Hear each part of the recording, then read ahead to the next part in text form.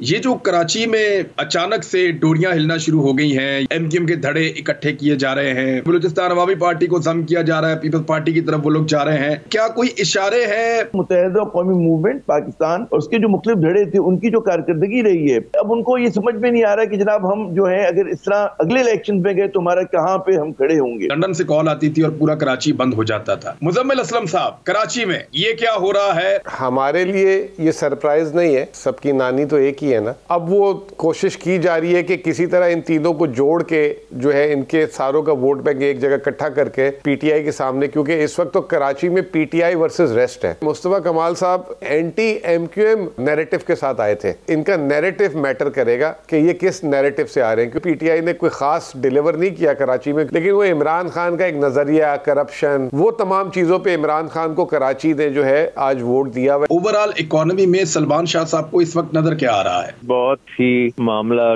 मुश्किल हो गया है, क्योंकि हमारे पास जो रिजर्व्स हैं वो तकरीबन हर महीने $1 अरब से कम होते जा रहे हैं। 8 महीने से जो हुकूमत आई है वो टोटली इनएक्टिव है, उसने कोई एक्शन नहीं लिया, लेकिन हमारी इकोनॉमिक इश्यूज के ऊपर कोई एग्रीमेंट नजर नहीं आ रही। सब्सक्राइब करें और बेल दबाएं ताकि कोई खबर रह न जाए।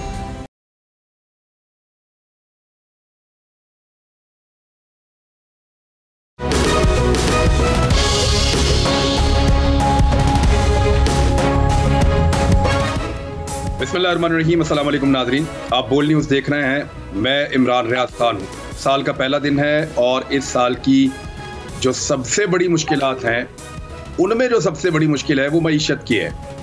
यानी 2023 एक ऐसा साल होगा जो पाकिस्तान की मईशत के हवाले से बड़े अहम फैसले होंगे। लोगों को बहुत ज़्यादा बोझ भी उठाना पड़ेगा। हुकूमत किसी भी हो, इलेक्शन हो या ना हो, हालात किसी भी सूरत जाएं, मईशत ही पाकिस्तान का सबसे बड़ा चैलेंज होगा। दूसरे नंबर पे पाकिस्तान को जिस बड़े चैलेंज का सामना है वो है दहशतगर्दी, और उसके बाद जो एक सियासी अदम इस्तेहकाम है वो इन दोनों चीज़ों के साथ जुड़ा हुआ है। यानी अगर पाकिस्तान में सियासी इस्तेहकाम पैदा हो जाता है तो मईशत में भी आपको सपोर्ट मिल सकती है, जबकि आपको दहशतगर्दी से निपटने में भी आप बेहतर परफॉर्म कर सकते हैं। अब मेरे साथ जो मेहमान मौजूद हैं ये है कि कुछ ऐसे एक्सपर्ट्स को भी अपने साथ रखें ताकि हम मईशत के ऊपर ज़्यादा बात कर सकें। मुजम्मिल असलम साहब हैं, पाकिस्तान तहरीक इंसाफ से आपका ताल्लुक़ है और मईशत पे आपकी दस्तरस है, आप मईशत के ऊपर आप बात करते हैं, बहुत शुक्रिया आपका।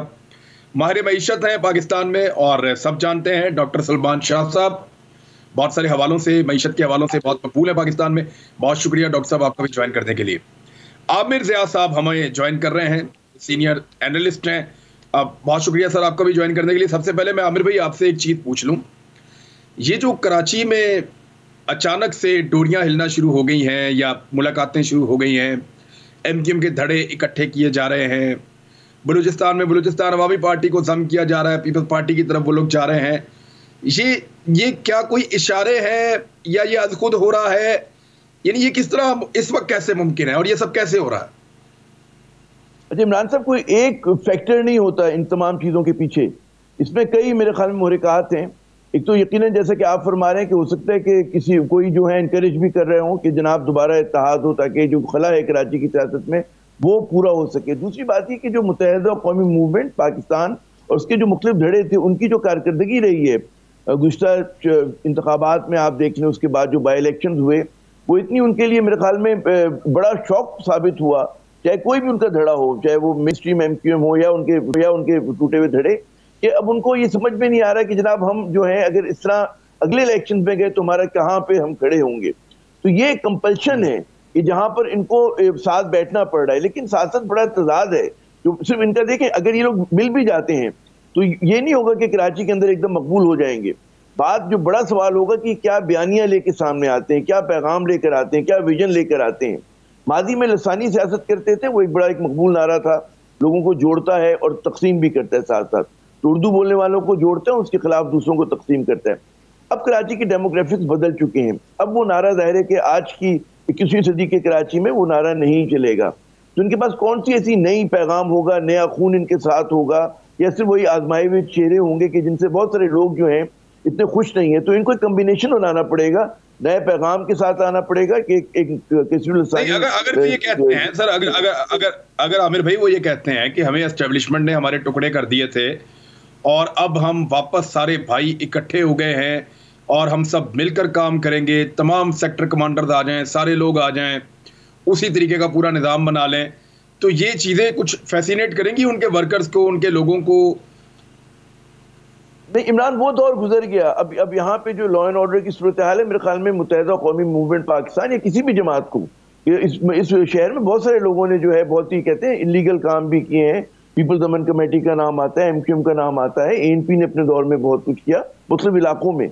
तो अब कोई मेरे ख्याल में इस बात की जो है एस्टेब्लिशमेंट या हमारी जो लॉ एनफोर्समेंट एजेंसीज हैं वो दोबारा उस चीज़ की तो इजाज़त नहीं देंगी। हाँ, इस चीज़ की इजाज़त जरूर होगी कि आप एज ए डेमोक्रेटिक साफ सुथरी पार्टी के काम करें, और उसमें जाहिर है कि वो वाला जो पुराना इनका लॉट हुआ करता था जिसको आप कहते हैं कि मिलिटेंट लॉट होगा, वो गालिबन उसके लिए जगह ना बने। जो मसल पावर होगी भी तो उसको कहते हैं इस्तेमाल करने की इजाज़त नहीं होगी कि कराची बदल चुका है। अगर आप दोबारा 80 या 90 की दहाई में तो आप पहिया गर्दिश करके नहीं लेके जा सकते। तो अब जो आज का कराची में तस्वुर करता हूँ और जिसकी ज़रूरत है कराची में, वो MQM पूरी करे, PTI वो खलिश पूरी करे जो जगह है, या पीपल्स पार्टी, कोई भी जमात, वो है कि तस्वीर लसानी जमात हो, लोगों को मसाइल की बुनियाद पे जोड़े और उसका एक जदीद मॉडर्न उसका आउटलुक हो, ताकि वो मिडिल क्लास को, पढ़े लिखे लोगों को ट्रैक कर सके अपने साथ।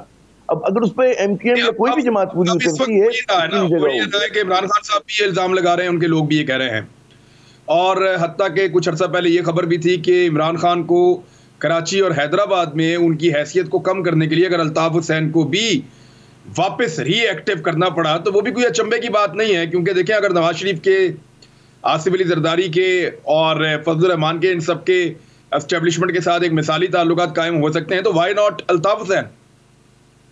मैं इस बात पे तो आपसे वो नहीं करूंगा कि जनाब इनको इस बात की मतलब है कि as a counterweight to PTI लाने की कोशिश बिल्कुल हो सकती है, लेकिन जो मेरी अब तक की इतलात है और मैं बिल्कुल आपको बावसूख राय से बता रहा हूँ कि उसमें MQM लंदन या अल्ताफ हुसैन का जो फैक्टर है उसको माइनस रखा जाएगा। ये बात मैं आपको जो मतलब आज तक की डिटेल्स हैं। अच्छा, मुस्तकबिल की जहाँ तक बात है उसमें भी बहुत ज़्यादा रियासत जो होगी क्लाइम डाउन कर रही होगी। अभी तक मतलब कॉन्सिक्वेंसेस भुगत रहे हैं इस बात के, तनकीद सह रहे हैं कि जी आप जिन पे तनकीद किया करते थे, नवाज शरीफ साहब जिनको कन्विक्टेड थे, उनके लिए जो सहूलतें वहाँ पहुँचाई गई हैं, शरीफ खानदान का जो सियासी एया किया गया है उसकी बहुत भारी कीमत लोग अदा कर रहे हैं और उस पर बहुत ज़्यादा तनकीद हो रही है। अगर उसमें एक और इस तरह का स्टेप होगा तो मैं नहीं समझता। और ज़ाहिर है कि अल्ताफ हुसैन की और शरीफ खानदान से यकीनन बहुत ज़्यादा शिकायतें, उनकी करप्शन से, बदनवानी, इंडिया के साथ ताल्लुकात, एक पूरी फहरिस्त है इल्ज़ामात की, लेकिन वो वाला फिर भी मेरे ख्याल में उनका जोबन पे नहीं थे कि जो अल्ताफ हुसैन साहब ने कराची के अंदर जो किया है वो एक बिल्कुल डिफरेंट लेवल की चीज़ थी। तो मेरे ख्याल में एस्टेब्लिशमेंट जो है, जो इंडिकेशंस हैं, और अगर आप बात करें सूबाई हुकूमत से बात करें, वफाकी हुकूमत से बात करें, तो उसमें आपको इस तरह का नहीं लगेगा कि ये अल्ताफ हुसैन फैक्टर को दोबारा से बहाल करेंगे। बिल्कुल MQM को करेंगे, उसके धड़ों को यकजा करने की मतलब है। खुद ये भी इनके अंदर एक अरसे से फारूक तार साहब लगे हुए थे, एक ज़माने में ये भी कहा करते थे कि नाम बदल लें, जो मुस्तफा कमाल है कि जी MQM नाम बैनर बदल दें तो हम फिर इकट्ठे हो जाते हैं। MQM लंदन पाकिस्तान की अपना ख्वाहिश थी एक झंडे तले जमा होने की, तो तमाम ख्वाहिशात तो थी और इन लोगों ने क्योंकि साथ काम किया बहुत अरसे तक और सारे मतलब एक कहते हैं एज ए टीम किया है, और फिर में मुख्तलिफ वक्तों में बिकॉज ऑफ अल्ताफ हुसैन दूरियां हुई, आपस में चपकलिश हुई, तो अगर ये साथ हो जाते अपनी मजबूरियों की वजह से तो इसमें हमें कोई ताज्जुब की बात नहीं। और उसके बाद लेकिन क्या करते हैं, ये बड़ा सवाल है कि वो सवाल अगर ये कहते हैं मॉडर्न जदीद सियासत करते हैं तो गालिबन ये फिर MQM को थोड़ा सा उससे फायदा होगा। जी देखिए, MQM का सुनहरी दौर वो था जब कराची का डार्क पीरियड चल रहा था, यानी MQM का तोती तभी बोलता रहा जब कराची के शहरी जो हैं वो बहुत बुरे सूरत हाल के अंदर जी रहे थे। एक कॉल के ऊपर लंदन से कॉल आती थी और पूरा कराची बंद हो जाता था। अगर वो अपना सुनहरी दौर वापस लाना चाहते हैं तो वो तो कराची के डार्क पीरियड के साथ जुड़ा हुआ था माजी में। क्या अब वो कुछ मुख्तलिफ कर सकेंगे और क्या ये सब कुछ खुद हो रहा है? मुजम्मिल असलम साहब, कराची में ये क्या हो रहा है और क्या ये ऑर्गेनिक है? देखें जी, बिस्मिल्लाहिर्रहमानिर्रहीम। जो क्योंकि मैं ख़ुद कराची का रहने वाला हूँ, आमिर भाई भी कराची के रहने वाले हैं, तो हमारे लिए ये सरप्राइज़ नहीं है। और क्योंकि अगर आप देखें सबकी नानी तो एक ही है ना, और सारे MQM के ही थे। और दूसरा ये कि अभी पिछले दिनों जो पीटीआई जिस तरीके से बाई इलेक्शंस भी जीती है, तो ये दोनों तीनों पार्टियां इस वक्त एमक्यूएम की 3 फैक्शंस है। एक एमक्यूएम पाकिस्तान है, एक जो है पीएसपी है और एक एमक्यूएम हकीकी है। तो अब वो कोशिश की जा रही है कि किसी तरह इन तीनों को जोड़ के जो है इनके सारों का वोट बैंक एक जगह इकट्ठा करके पीटीआई के सामने, क्योंकि इस वक्त तो कराची में पीटीआई वर्सेस रेस्ट है और पीपल्स पार्टी की एग्जिस्टेंस जो है वो सिर्फ 2, एक लियारी और एक मलीर के अलावा कराची में कोई ख़ास नहीं है। तो पीटीआई के सामने जो है एक मुत्तहिद करना या मुत्तहिद होना इट मेक्स सेंस। और अब वो कौन कर रहा है या खुद ये हो रहा है, ये अभी ये कहना काबिल वक्त होगा, क्योंकि मुस्तफ़ा कमाल साहब एक जिसे कहते हैं ना कि एंटी एमक्यूएम नैरेटिव के साथ आए थे और वो एमक्यूएम को रिप्लेस करने आए थे। तो अब वो एमक्यूएम में वापस जा रहे हैं। आई होप कि जो है ये जो है एक, जैसे अभी आमिर ज़िया भाई ने बात की कि इनका नैरेटिव मैटर करेगा कि ये किस नैरेटिव से आ रहे हैं, क्योंकि अब नैरेटिव कराची जो है बहुत आगे निकल गया हुआ है। और अब कराची, और हमेशा कराची जो है ना ये गली नाले जैसे पंजाब में होता है कि सड़क बना दो तो वोट मिल जाएगा, गैस की पाइपलाइन, कराची जो है ना नज़रिए पे वोट देता है। और पीटीआई, हालांकि आप देख लें पीटीआई ने कोई ख़ास डिलीवर नहीं किया कराची में, क्योंकि सूबाई हुकूमत भी नहीं थी, ना इनको लोकल गवर्नमेंट मिली, लेकिन वो इमरान खान का एक नज़रिया, करप्शन, आगे की सोच, अगली नस्ल की बात करना, वो तमाम चीज़ों पे इमरान खान को कराची ने जो है आज वोट दिया हुआ है या इमरान खान की तरफ है। तो एमक्यूएम को भी कोई इसी तरह की चीज़ अब लानी पड़ेगी। अगर ये सिर्फ उर्दू स्पीकिंग और महाजर और नौकरी वाली बात पे अगर एक हिस्से को एड्रेस करके कर रहे होंगे तो आई थिंक कि ये जो एमलगमेशन हो रही है ये भी सूदमंद साबित नहीं होगी। जी सलमान शाह साहब, मैं आपके पास आ रहा हूं सर। देखें, कराची के अमन के साथ थे और कराची के हालात के साथ पाकिस्तान की इकॉनमी बहुत हद तक जुड़ी हुई है और हमेशा से ये रहता है। इकॉनमी की सूरत इस वक्त आपके पास है और आपके सामने है। सबसे पहले तो सर ज़रा कराची को 1 मिनट के लिए ज़रा साइड पे रखते हैं। मुझे ये बताएं सर कि ओवरऑल इकॉनमी में सलमान शाह साहब को इस वक्त नज़र क्या आ रहा है? आसान मेरे आम आदमी के लिए ज़रा समझाते हैं। देखें, इस वक्त बहुत ही मामला मुश्किल हो गया है, क्योंकि हमारे पास जो रिजर्व्स हैं वो तकरीबन हर महीने $1 अरब से कम होते जा रहे हैं और अब भी $5.5-6 अरब हैं। तो अगले 4-5 महीने अगर इसी तरह हम चलते रहे तो ये रिजर्व्स ख़त्म हो जाएंगे और बिल्कुल जो है आपकी इकॉनमी जो है वो क्लैप्स कर जाएगी। तो ये बहुत ज़रूरी है कि इसको रोका जाए, इस डाउनवर्ड ट्रेंड को। अनफॉर्चुनेटली 8 महीने से जो हुकूमत आई है वो टोटली इनएक्टिव है, उसने कोई एक्शन नहीं लिया। सारी दुनिया के चक्कर लगा लिए हैं, चीन से लेके अमेरिका तक। वज़ीर ख़ारजा भी घूम फिर रहे हैं, वज़ीर आज़म भी कर रहे हैं, लेकिन हमारी इकोनॉमिक इश्यूज़ के ऊपर कोई एग्रीमेंट नज़र नहीं आ रही।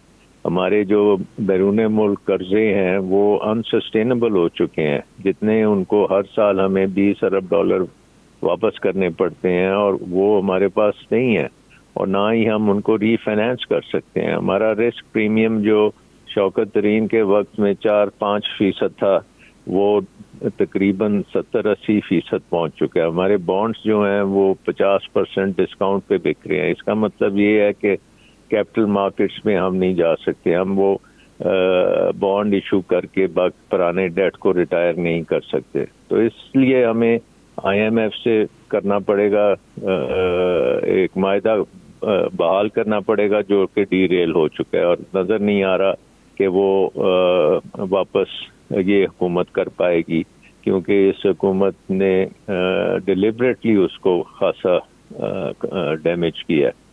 इसके साथ साथ हमें चीन के साथ ये जो हमारे पास जो कौमी खजाने में पैसा पड़ा हुआ है जिसकी अभी आप बात कर रहे थे, $5.5 अरब अमेरिकी डॉलर। सर इनमें से $3 अरब अमेरिकी डॉलर तो सऊदी अरब का है और मैं एक खबर में पढ़ रहा था कि वो शर्त ये है कि आप उसको खर्च नहीं कर सकते और दूसरी शर्त ये है कि अगर आप बाकी पैसा आपका खत्म हो जाए तो आपको ये पैसा फौरी तौर पे सऊदी अरब वापस ले जाएगा। फिर इसी तरह चाइना के पैसे भी पड़े हुए हैं और यूएई के भी पड़े हुए हैं। यूएई के तो अभी आपको पे करने हैं, दोबारा आपको 1 अरब डॉलर से ज्यादा आपको जनवरी के पहले हफ्ते में पे करना है, और वो इसलिए करना है कि यूएई के 2 बैंक्स हैं, वो आप कहते हैं हमारा पैसा वापस कर दें जनवरी के पहले हफ्ते में। अगर ये वो सऊदी अरेबिया और चीन हमें ये भी कह दे कि हाँ इनको भी आप खर्च कर दें, तो फिर भी हमारी जो अगली 3-4 महीने में ये सब कुछ खत्म हो जाएगा। तो जाहिर है कि हम बिल्कुल डिफॉल्ट एक किस्म के तकरीबन पहुंच चुके हैं, अनलेस हम इससे पीछे हटें। पीछे हटने का क्या तरीका है? नंबर 1, आपको IMF से कल प्रोग्राम हमारा फाल हो जाना चाहिए, उनसे बात करें और उसको ऑन ट्रैक लेके आए। नंबर 2, चीन के साथ आपका मायदा हो जाना चाहिए ऑन बायलैटरल डेट कि उसको पोस्टपोन करना है, आपने रीशेड्यूल करना है, 25 से 30 साल आगे लेके जाना है। इसी तरह आपने पेरिस क्लब में जो भी इमीडिएटली ड्यू है कर्जा, उसको बहुत आगे लेके जाना है। कमर्शियल बैंक्स की आपने बात की, इसमें यूएई और ये जो गल्फ के बैंक्स हैं उनके अलावा चीनी बैंक्स का तकरीबन 5-6 अरब डॉलर चाइना के बैंक्स का देना है, उसको आपने आगे करना है। लेकिन एक्शन नजर नहीं आ रहा, कोई रिजल्ट नजर नहीं आ रहा, कोई टास्क फोर्स नजर नहीं आ रही, कोई डेट के ऊपर कोई कमेटी नजर नहीं आ रही, कोई एक्सपर्ट नजर नहीं आ रहा, कोई इकोनॉमिस्ट नजर नहीं आ रहा। मुझे तो समझ नहीं आती कि ये इतना शेल शॉक हुए हैं कि इस शेल शॉकनेस की वजह से हम कहीं डिफॉल्ट में ना पहुंच जाएं। ये श्रीलंका में भी इसी तरह हुआ था, वहां पे भी अवॉइडेबल था डिफॉल्ट, लेकिन क्योंकि सियासी बहुत कशमकश चल रही थी, उसकी वजह से किसी ने इकोनॉमी के ऊपर वो फोकस नहीं किया जो करने की जरूरत है, और वो डिफॉल्ट में चले गए। पाकिस्तान का भी बिल्कुल वही ट्रैक पे हम जा रहे हैं, उसी तरह ही ट्रेंड जा रहा है। सो नंबर 1 है इस ट्रेंड को रोकना, नंबर 2 है इसको रिवर्स करना, नंबर 3 है कि फिर हमने रिफॉर्म्स करनी है ताकि हम अपनी इकोनॉमी को एक एक्सपोर्ट ओरिएंटेड इकोनॉमी बना सकें। हमने अपने बिजली के निज़ाम जो बिल्कुल चोरी और मकारी और करप्शन पे बेस्ड है, दुनिया का महंगा तरीन निज़ाम जिसने पाकिस्तान की इकोनॉमी के फीते उड़ा दिए हैं, उसको बदलना पड़ेगा, उसको चेंज करना पड़ेगा, उसको डोमेस्टिक करना पड़ेगा, उसकी इम्पोर्टेड फ्यूल से निजात हासिल करनी पड़ेगी, थर पे जाना पड़ेगा, हाइडल पे जाना पड़ेगा, सोलर पे जाना पड़ेगा। ये सारे काम करने वाले हैं, लेकिन हुकूमत में जान ही नहीं है काम करने की। सो आई थिंक अब अल्टीमेटली एक ही है पॉसिबिलिटी, और वो ये है कि आप इमीडिएट इलेक्शंस अनाउंस करें, 90 डेज के केयर टेकर्स आए। केयर टेकर्स में आप बेशक टेक्नोक्रेट्स रखें जो कि IMF प्रोग्राम को भी फाल करें और बाकी जो डेट नेगोशिएशंस हैं वो भी करें। अगली गवर्नमेंट आए, मैंडेट लेके आए और 5 साल में पाकिस्तान की इकोनॉमी को रीवैम्प करे, इसको कंपेटिटिव करे, इसकी प्रोडक्टिविटी को ऊपर लेके आए, डेवलपमेंट करे, अवाम को रोजगार मिले, अवाम को रिलीफ मिले, अवाम की खुशहाली हो। हम इस तरह से अगर चलते रहेंगे तो एक बड़ा ही गहरे डिच में गिरेंगे जहां से निकलना फिर बहुत मुश्किल होगा। और ये आई थिंक आखिरी वार्निंग है। ये वार्निंग सिग्नल सब तरफ नजर आ रहे हैं और इनके ऊपर तवज्जो अगर ना दी तो बहुत ज्यादा नुकसान होगा पाकिस्तान का। मिर्जा साहब, ऐसे लोग जो एक्सपर्ट हैं जिनसे भी हम बात करते हैं, उनके पास यही सादा सा सलूशन है कि आपको ये चीज़ें, ये 4-5 चीज़ें जो सलमान शाह साहब बता रहे हैं, वो कहते हैं यही चीज़ें करनी है। आप किसी और इकोनॉमिस्ट से बात करें, वो भी आपको इससे मिलती जुलती बात करेंगे कि आप एक निगरान हुकूमत बनाएं, उसमें टेक्नोक्रेट शामिल करें, वो IMF और आलमी इदारों के साथ डील करें, जो फैसले करने हैं उनको कर गुजरें, एक फ्रेश मैंडेट के साथ एक गवर्नमेंट बने, वो गवर्नमेंट पाकिस्तान के मसाइल के लिए जिम्मेदारी उठाए। अब ये इतनी सी बात जो है वो क्यों नहीं वहां समझ आ रही जहां से चीजें आगे बढ़ती हैं? जब बड़ा मसला ये इमरान साहब कि ये तो इकोनॉमिस्ट कह रहे हैं ना, अब इसाक डार जो है वो तो एक डिफरेंट प्लेन पे रहते हैं और वो उस तरह के इकोनॉमिस्ट है नहीं, वो रिफॉर्मिस्ट फाइनेंस मिनिस्टर कभी भी नहीं थे।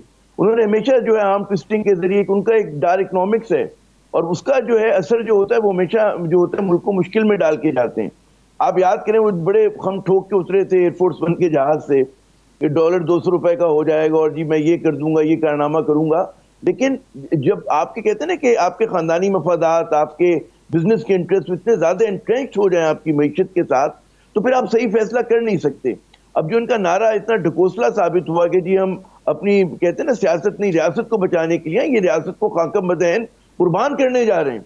क्योंकि इस वक्त दो ही आपके पास ऑप्शन है, या तो IMF की आप कुलियतन शरायत को माने, उसकी शक्ल में यकीनन बहुत तकलीफ होगी, लेकिन और कोई चारा नहीं। दूसरा रास्ता आपके पास है कि डिफॉल्ट कर जाएं।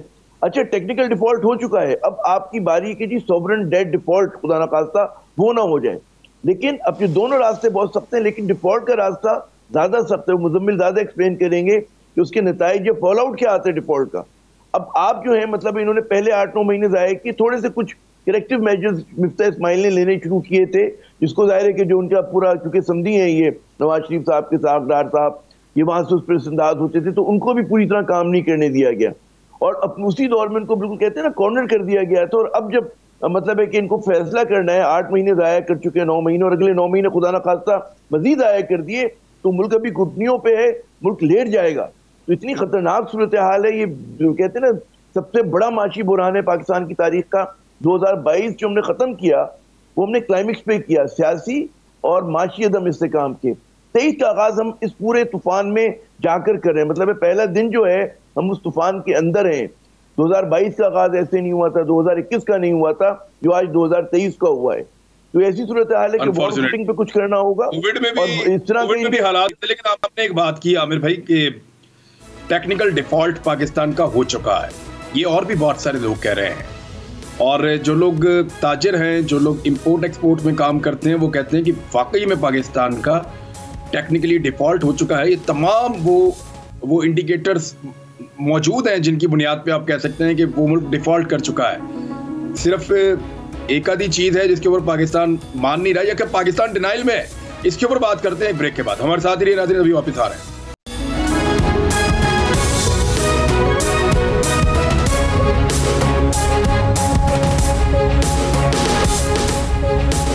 वेलकम बैक नाज़रीन जी। मुजम्मिल असलम साहब, पहले आप मुझे बता दें सर कि टेक्निकल डिफॉल्ट ये क्या है? ये टर्मिनोलॉजी बहुत ज़्यादा इस्तेमाल हो रही है कि ये मुल्क एक्चुअली डिफॉल्ट कर चुका है, डिनाइल में है, और सिर्फ एक दो चीज़ें ऐसी हैं जिनकी वजह से अभी आप होल्ड कर सकते हैं कि आप अनाउंस ना करें कि आप डिफॉल्ट हो गए। इस डिफॉल्ट की बात को ना आज इस तरह कर लेते हैं हिसाब किताब की शक्ल में, ताकि लोग खुद फैसला कर लें कि है क्या। क्योंकि आपको पता है कल अभी चल रहा था कि जी जो मुल्क में मनफी बातें करेगा उसको भी हम उठा लेंगे, तो वो एक नया आजकल ड्रामा शुरू हो गया। तो अब मनफी बात करते हुए भी डर लग रहा है। तो खैर वो जब होगा देखा जाएगा। देखिए जी, आपने बताया, सलमान शाह डॉक्टर साहब ने बताया कि 5.8 अरब डॉलर आज हुकूमत पाकिस्तान के खजाने में है। ठीक है जी, इसमें से आप ही दोनों ने बताया कि सऊदी अरब के 3 अरब और चाइना के 2 अरब डॉलर अछूत हैं, उसको हाथ नहीं लगा सकते। फर्ज करें डॉक्टर साहब वाली बात के जी अछूत नहीं है कि आप इस्तेमाल कर सकते हैं, लेकिन इसके अलावा 4.5 अरब डॉलर जो आम आदमी का बैंक में डॉलर का डिपॉजिट है वो इस वक्त स्टेट बैंक में इस्तेमाल कर लिया हुआ है। यानी कि जो 5.8 अरब डॉलर है ये इसके अंदर ही है। तो अगर आज सारे जो वो पैसे वापस करने पड़ जाए तो रह जाते 1.3 अरब डॉलर। अब आज पोर्ट, हमारी जो पोर्टें हैं, इधर कितना माल जो है जिसको हुकूमत एलसी छोड़ नहीं रही, और कितना है। इजिप्ट और पाकिस्तान इस वक्त बराबर चल रहे हैं। इजिप्ट में 9 अरब डॉलर का पोर्ट में माल पड़ा हुआ, 9 अरब डॉलर का। पाकिस्तान में कोई फिगर दे रहे 4 अरब डॉलर का, कोई 2 अरब डॉलर का, कोई 1.5 अरब डॉलर का। सबसे कम वाली रकम ले लें 1.5 अरब डॉलर। तो अगर लोगों के 4.5 अरब डॉलर और 1.5 अरब डॉलर की आज जो है स्टेट बैंक अलाउ कर दे माल छुड़वाना, तो आपके जो ज़खायर है वो सिफर हो जाते हैं।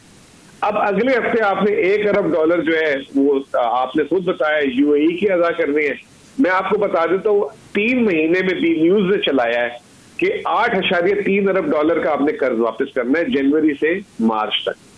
तो ये सूरत हाल के अलावा अभी आपने शिपिंग कंपनी यूजेन आपके सामने खबर आई है कि नाइजीरिया के बाद पाकिस्तान जो है दूसरा मुल्क है जिसने इंटरनेशनल एयरलाइन के पैसे या रोके हुए बाहर नहीं जाने दे रहे। वो 250-250 मिलियन डॉलर है। इस वक्त जो है स्टेट बैंक अलाउ नहीं कर रहा, बाहर जाने नहीं दे रहा। तो ये तमाम चीजें जोड़ लें और आप मुझे बता दें कि हम कहाँ खड़े हैं। ये जो सॉवरेन डिफॉल्ट, सॉवरेन अब बॉन्ड हमारा 2024 में आएगा। अब ये सागदार साहब तो ये फरमा रहे हैं ना आजकल कि जी अब तो 2024 में बॉन्ड की पेमेंट है, तो यानी कि वो कहना ये चाह रहे हैं कि बीच में कोई पेमेंट करनी नहीं उन्होंने।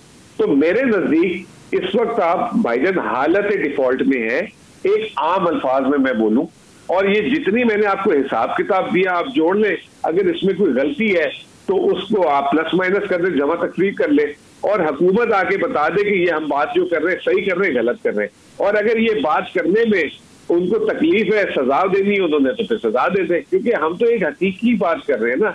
बार बार इसहाक डार साहब बोल रहे हैं कि जी ये ऑपोजिशन वाले जो है मुल्क में पैनिक कर रहे हैं जिसकी वजह से लोग डॉलर और सोना ले रहे हैं। भाई ये मईशत है, मईशत ये बयानियों पे नहीं होती, मईशत जो है डेटा आता है हर हफ्ते, जो है स्टेट बैंक डेटा देता है ज़खायर का, इदारे शुमारियत महंगाई का डेटा देता है।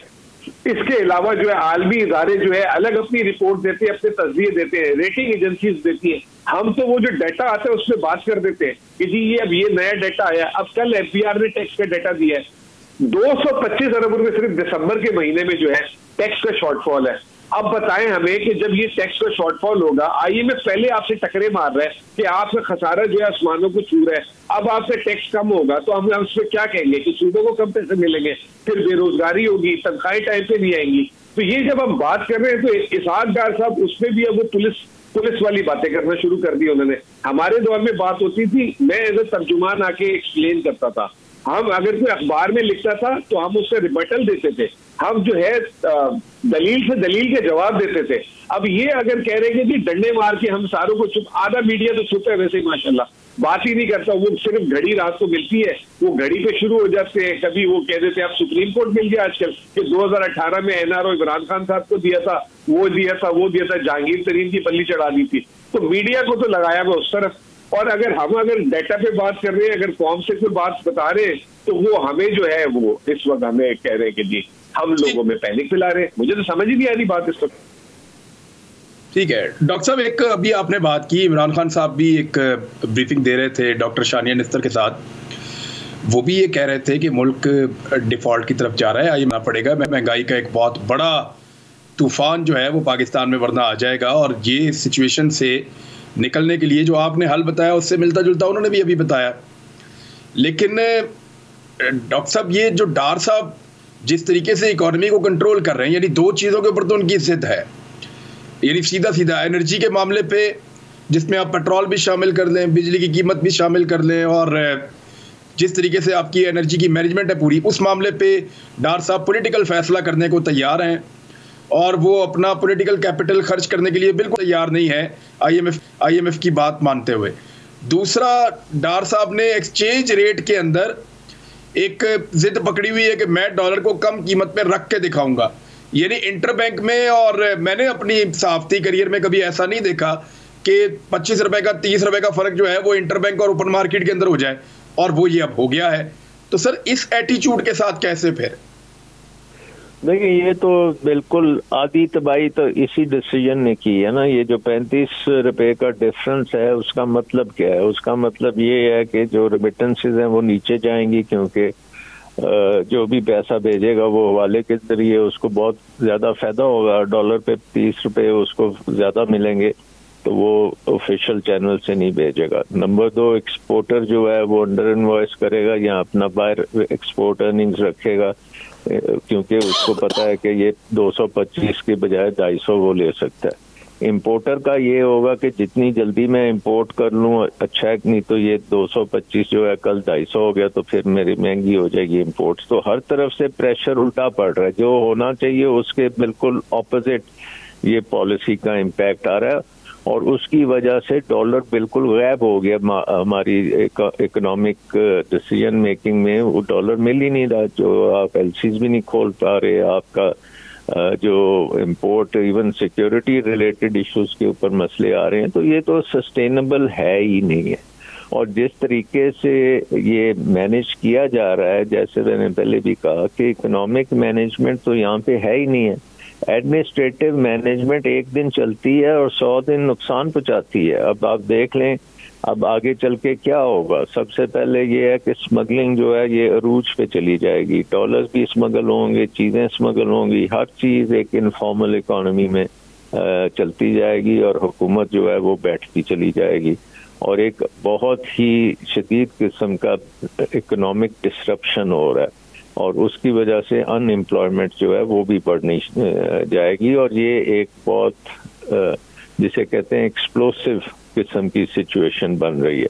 सो आई थिंक अनफॉर्चुनेटली पाकिस्तान में इकोनॉमिक मैनेजमेंट जो है वो हमेशा पॉलिटिक्स के नज़र हो जाती है, और अगर कोई हुकूमत नहीं ले सकती टफ डिसीजन तो उसका हक नहीं बनता हुकूमत करना।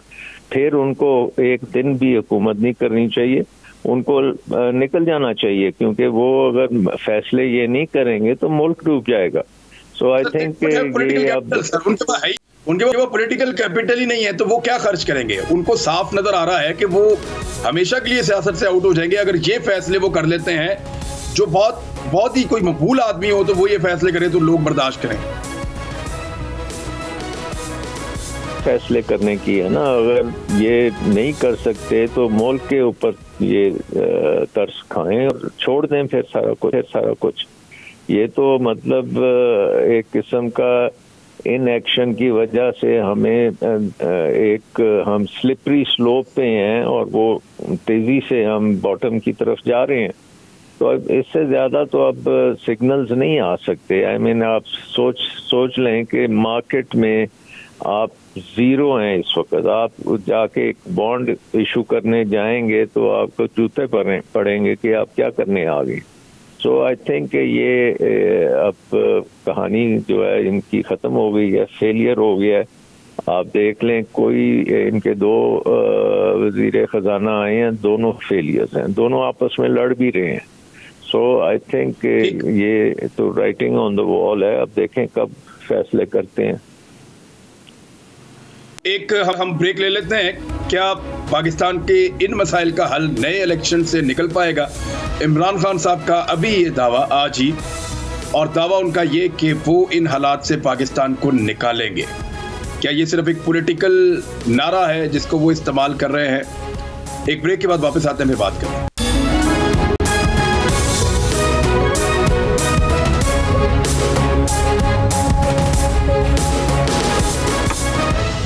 वेलकम बैक नाज़रीन। जी आमिर रियाज साहब, अब आपको क्या लगता है सर कि इमरान खान साहब अब कहते हैं कि इलेक्शन करवाएं, इसमें से हम निकाल देंगे। देखिए, इलेक्शन एक हल तो हो सकता है आगे बढ़ने के लिए, लेकिन क्या अब ये इतना आसान रहेगा? क्या ये इतने आराम से हो जाएगा? बहुत बोझ उठाना पड़ेगा इस कौम को जहां हम पहुंच गए हैं। इमरान साहब, बात ही कि तो जो भी आपको कदम लेना है ना, वो मुश्किल राही किस्म जाना है। अच्छा, अगर इलेक्शन आज से 4 माह पहले हो जाते तो गालिबन आज वाली सूरत हाल में नहीं होते। जितना ज़्यादा डिले होगा उतना ज़्यादा नुकसान है। बात ये कि अगर आप मईशत ठीक करनी है तो पहली शर्त उसकी ये है कि जनाब आपकी जो है सियासत ठीक हो, आपके मुल्क में सियासी इस्तेकाम हो। वो इस मुल्क को दहशतगर्दी के खिलाफ लड़ना है, तब भी आपको सियासी इस्तेकाम की ज़रूरत है। अच्छा, आप जो है फॉरेन रिलेशंस के लिए भी आपको जो है सियासी इस्तेकाम की ज़रूरत है। तो जब तक आप ये पहला काम नहीं करेंगे, अब दो ही सूरतें हैं, या तो आप नए इंतखाबात कराएं कि जो भी हुकूमत आए वो एक फ्रेश मैंडेट के साथ आए, मकबूल क़यादत हो, ताकि वो आवाम से कुर्बानी मांग सके, क्योंकि कुर्बानी तो देनी है यहाँ पर। लेकिन हमारी कुर्बानी जो है इसहाक डार के चौखट पे जाया जा रही है। इसहाक डार जो है वो एक कुर्बानी देने को तैयार नहीं है, क्योंकि वो एयरफोर्स 1 में बैठकर आए, आते ही उन्होंने अपनी सारी प्रॉपर्टीज भी छुड़वा ली, अपने सारे मामला भी सीधे करवा लिए, तो उनके लिए कौन कुर्बानी देगा? मैं वही अर्ज कर रहा हूँ कि वो इकोनॉमिक हिटमैन की तरह नाजिल हुए पाकिस्तान पर, और उसके बाद उन्होंने जो कदम उठाया, जिस रास्ते पे चले, उससे पाकिस्तान है, रियासत से पाकिस्तान को नुकसान है।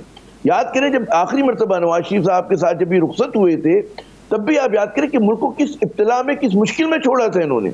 और उस बात का इतराफ जो मुझे याद है कि जनरल बाजवा साहब की ब्रीफिंग हुई थी, उसमें उन्होंने इतराफ किया था इस बात का कि जनाब इनके जो कारनामे थे सब पे आश्कार थे, सब जानते थे इस चीज को। तो डार साहब क्योंकि इकोनॉमिस्ट नहीं, अकाउंटेंसी करते हैं, इधर के नंबर उठा के इधर कर दिए, उधर के इधर कर दिए, इसके पास कोई विजन नहीं है इस शख्स के पास रिफॉर्म्स का, इस्लाहात का। यानी कि आपने जो बेसिक काम करने थे एनर्जी सेविंग के, जो 6 महीने पहले में शुरू करने चाहिए थे कि वर्क फ्रॉम होम करें आप जनाब, मतलब है कि दुकानें जल्दी बंद करें, बिजली का कम इस्तेमाल करें, वो इकदाम तक नहीं किए हुकूमत ने। जो कि मतलब है होता है ना कि बेल्ट टाइटनिंग, कि जनाब आप अपने, फिर जाहिर है कि गवर्नमेंट के दफातर में बिजली का कम इस्तेमाल हो, गाड़ियों को जो हुकूमत की बड़ी बड़ी कहते हैं ना गाड़ियां, मुझे तो नाम भी नहीं पता, आपको पता होंगे इमरान, कि उनमें जो इतना पेट्रोल डलता है, आप छोटी गाड़ियां इस्तेमाल करवाएं, लोगों को छोटी गाड़ियां दें क्यों आपके अल्ले तल्ले हैं इस गरीब मुल्क के हुक्मरानों के? मेरी समझ से बाहर है ये बात कि यहाँ पे ग्रेड 18, 19 का अफसर, 20 का अफसर, 21 का अफसर, और गुजरात को देखें आप, गुजरात को देखें। अब मुझे उन गाड़ियों के नाम आप बताइए कि कौन सी बड़ी गाड़ियां होती हैं जिसमें पेट्रोल ज्यादा खर्च होता है? उनके पीछे एक हर मतलब आदमी के पीछे 4 लोग, 4 गाड़ियां और चल रही होती हैं, छोटे से अफसर के पीछे, छोटे से वजीर के पीछे 76 आदमियों की इनकी बाकी काबीना है। तो ये तो जमाने में पनपने की और जीने की बातें नहीं होती हैं। तो कहते हैं ना, खुदकुशी की तरफ आप लेके जा रहे हैं पाकिस्तान को। जितना नुकसान पहुंचा है, ये इंतकाम ले रहे हैं पाकिस्तान के साथ। 1999 का इनको जो है मतलब जो तब्दीली आई थी, एक ब्लडलेस कू हुआ था, और वो भी इन्हीं की वजह से हुआ था, इनकी हरकतों की वजह से हुआ था। इनमें वो अनाद है पाकिस्तान के खिलाफ, और ये आज वो खानदान जो उस अनाद को जो उसका बदला ले रहे हैं हम लोगों से, पाकिस्तानियों से, रियासती इदारों से, उस रियासत से। तो जब तक हमें ये समझ में नहीं आएगा, क्योंकि इनकी तो तमाम स्टेक जो है वो मुल्क से बाहर है, इनका तो तमाम बिजनेस दुबई में है, लंदन में, और पता नहीं कहां पर है। तो इनकी तो यहाँ पे कोई स्टेक ही नहीं। या तो यहाँ ब्रीफकेस में हुक्मरानी करने आते हैं, जब निकाले जाएंगे इनको सेफ पैसेज मिल जाएगा, ये बाहर चले जाएंगे, फिर ये अपने मौके का इंतजार करेंगे और फिर दोबारा आ जाएंगे। तो ये चीजें सिलसिला बंद होना चाहिए, पाकिस्तान पाकिस्तानियों के लिए होना चाहिए। यहाँ पर वो कहते हैं ना माहिर मईशत चला रहे हो, जिनको कहीं सूटकेस उठा के जाना ना हो छोड़ के मुल्क को, उनका जीना मरना इस वतन के अंदर हो, वो लोग इस मुल्क को बचाएंगे। क्या लोग इस बात को मानेंगे कि मईशत को जो सारा डुबोया है वो इमरान खान ने डुबोया, हम तो आके रेस्क्यू कर रहे हैं और हमने तो रेस्क्यू किया है? तो इसको अब बाय करेंगे इस नैरेटिव को? मेरे ख्याल में इनके पास कोई नैरेटिव नहीं है, इनके पास कोई विजन नहीं। बात यूं थी, लोग तो ये देखते ना कि जब तक इमरान खान थे, अब वो जाहिर है कि उसके अंदर उन्होंने एक जो डिसीजन लिया था उसके ऊपर तनकीद बनती है कि जो पेट्रोल की प्राइसेस कम की थी, गालिबन नहीं करनी चाहिए थी, और हमारी इकोनॉमी ओवरहीट हो गई थी। हमने बहुत जल्दी से बहुत सारी चीजें कर दी थी, वो यकीनन उस बात पे रिव्यू हो सकता है। लेकिन अगर स्टेबिलिटी होती और इमरान को अंदाजा होता है कि जी उनको पूरा कहते हैं ना वक्त मिलेगा, तो गालिबन उस तरह के फैसले जो कि एक उनके खिलाफ साजिश के जरिए, और हमने देखा कि जो अपोजिशन जिस तरह से सामने आ गई थी, तो बहुत सारे फैसले जो है वो अदम इस्तेकाम या मजबूरी की वजह से करने पड़े, तो गालिबन उस पर वो बात बनती। लेकिन ये बुरा हाल ना होता अगर वो चीजें चल रही होती, तसलसल होता है ना अगर पॉलिसीज के अंदर। देखिए कोविड को हम लोगों ने भुगताया, वो बहुत बड़ा चैलेंज था, दुनिया की बड़ी बड़ी मईशतें बैठ गई थी उसके बाद, तो वो वाला चैलेंज हमने देखा। उसके बाद फिर जारी यूक्रेन की वॉर एक एक्सटर्नल फैक्टर है जिसकी कीमत पाकिस्तान को अदा करनी थी, करनी पड़ेगी, वो कर रहा है। तो वो एक हमारे साथ एक एक्सटर्नल फैक्टर हुआ, वो शॉक था। लेकिन ये मैनेजेबल शॉक्स थे कि आप इनको मैनेज कर सकते थे। अभी जो डर लगने की बात है कि मैं सुन रहा हूँ कि जी व्हीट क्रॉप आपकी कम होगी, क्योंकि जो उसके अंदर आप वो डालते हैं फर्टिलाइजर, उसकी फरोख्त जो है अब तक जो डाटा है उसकी फरोख्त बहुत कम हुई है। तो अगर खाकबदैन व्हीट 30 से 40% कम होता है, अभी जो है व्हीट की प्राइसेस जो है कितनी बढ़ गई है गंदम की और आटे की, तो उसके बाद क्या होगा? तो पाकिस्तान कहाँ खड़ा होगा? तो मुझे तो कोई बिल्कुल नो विन सिचुएशन में हम नजर आ रहे हैं।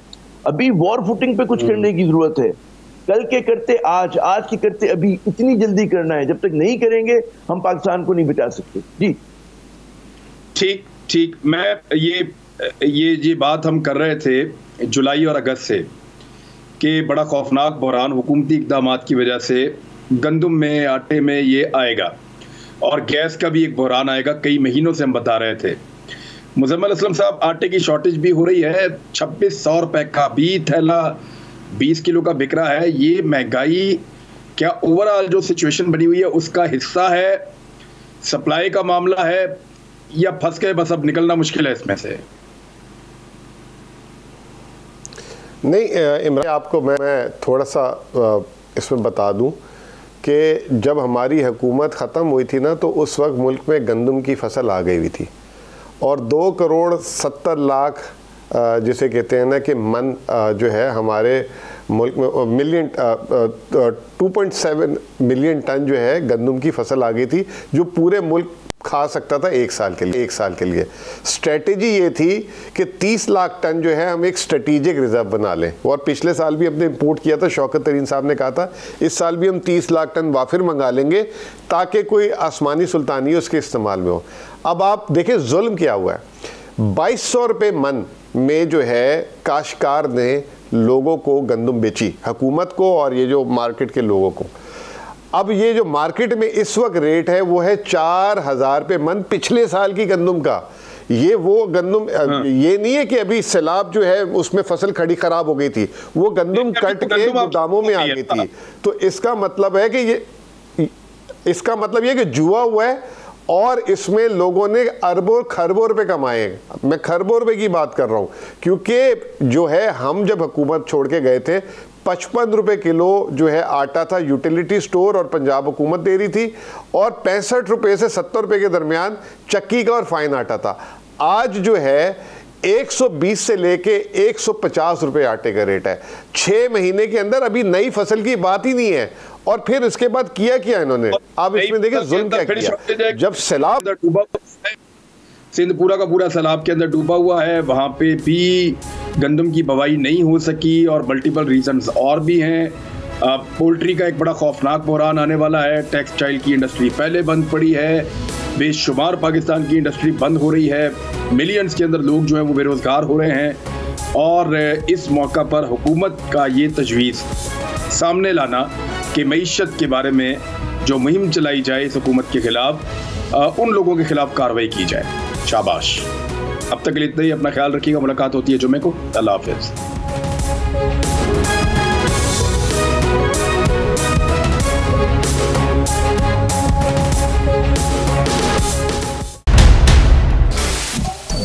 सबसे बड़े चैनल बोल न्यूज के एंकर मखदूम शहाबुद्दीन के प्रोग्राम अब बात होगी ने रेटिंग के तमाम रिकॉर्ड्स तोड़ दिए। मैं हूं मखदूम शहाबुद्दीन और आप देख रहे हैं अब बात होगी।